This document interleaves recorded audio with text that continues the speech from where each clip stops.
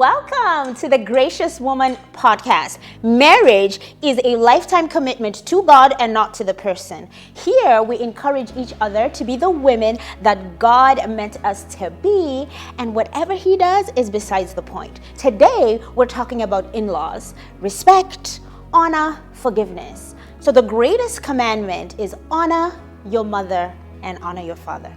How do we do this in a unit? How do we do this in a marriage?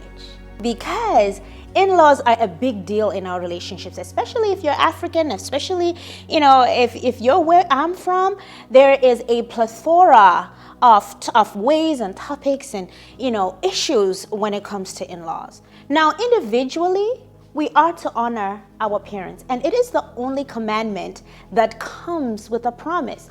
Honor your mother, honor your father, so that your days may be long. So you are two people coming together to become one unit, and now all of a sudden you have four parents. It's not just two. It's not just your own. It's your partner. Parents you have to respect now. When women get married, they do not want their husband to be too close to their mom anymore. We have even given them a name, Mommy's Boy. We have to honor our husband's parents. And I feel like this is where most of us women are lacking. So we want to encourage each other to honor both parents. Honor both parents, my parents and his parents. I'm going to keep repeating this. We have to honor our in-laws. Yes, I know that our in-laws are not just mother and father. There's brother involved, there's sister involved, there's auntie involved, there's a whole bunch of people involved. But listen, we are married to the vision that God wants us to be as gracious women in our relationships. We have to bridge the gap. We have to honor his parents. We have to honor his family. It doesn't mean that they should be involved in our issues. It doesn't mean that they have to set the tone or make the rules in our relationship. I think most of us, that's what we don't want. We don't want the family to control what's happening in our homes. But this is where wisdom comes into play. We want to honor our in-laws, regardless. I used to work in a nursing home early on. I think I was maybe 2021. It really broke my heart to see the amount of older people in the nursing homes without care. We have to take care of our parents because when we were young, they were responsible for us. And most of our parents, they labored a lot of our parents left their country to go to Western countries so we could actually have a better life. So what would it take out of you to worry and fuss over his mother, the dreaded mother-in-law? I know some mother-in-laws are wicked. I'm gonna say it. They're wicked, they're mean, and they have just no respect. But this is where we as gracious women, we have to encourage each other in this area. I watched my mom take care of her mother-in-law until she died. Regardless of the family drama that happened, she took care of her. And so that's what I aspire to be. That's what I aspire to do.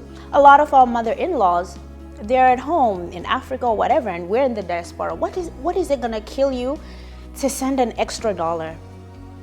Just to say, hey mom, here you go. Go and buy yourself that thing you love. It's not gonna kill you. Again, honor your mother and father, Exodus 20:12. This is the only commandment that comes with a promise. You might say, hey, I'm not a Christian, or hey, I don't follow biblical principle, but listen, we are here to encourage each other to be the women that God wants us to be. The strong women, the wise women, the virtuous women. Let's use Naomi and Ruth as an example. Ruth was not a Jew. She actually didn't believe in God. She was married, though, to a Jew. And her husband died. And her children died as well. instead of just saying, oh my God, I'm gonna go, I'm just gonna start my life over, she decided to be loyal to her mother-in-law.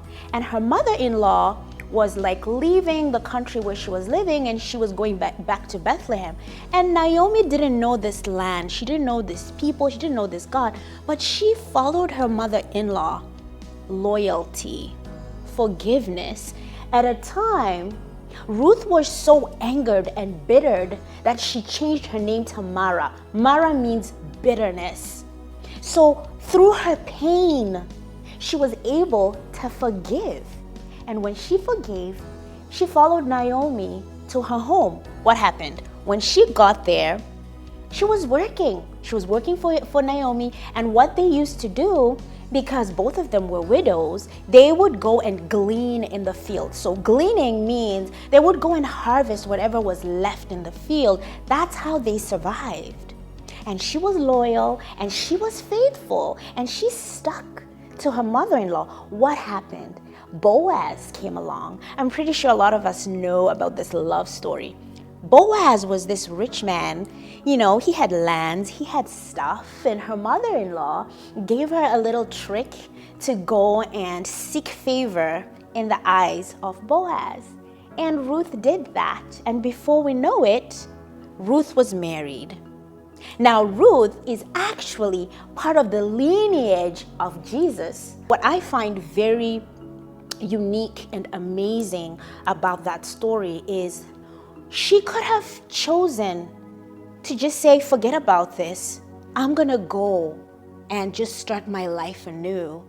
But it is because of her heart of forgiveness, the ability to let go of pain, she was able to allow healing to come within her heart. And that honor she gave her mother-in-law is what opened this door to prosperity. So what's your situation like? What's your relationship like with your in-laws?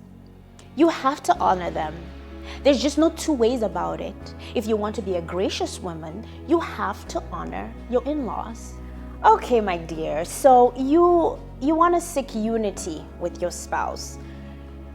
Follow what your spouse is wanting to do. Is he a part of his family? If he's not a part of his family, you want to encourage him to be a part of his family. You want to encourage him to honor his mother, honor his father. You don't want to be the reason why your husband is distanced from his family. You always want to be that person that always provides a mutual ground between him and his family. When I got married to my husband, I just didn't get married to him. I got married to his whole family. This is the African way. It's not just him, it's everybody. So it's my responsibility to be the mediator between, for example, him and his brother or him and his mother. There should never be a time where your husband is fighting with any of his family members and you're joining him in this fight.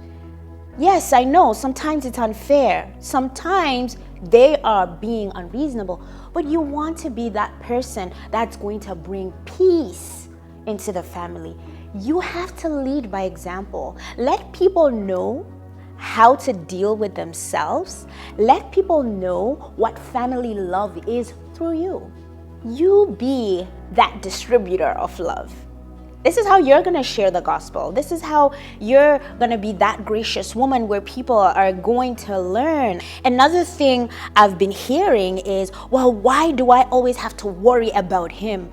Well, that's what being a wife is about. It's about being a helper.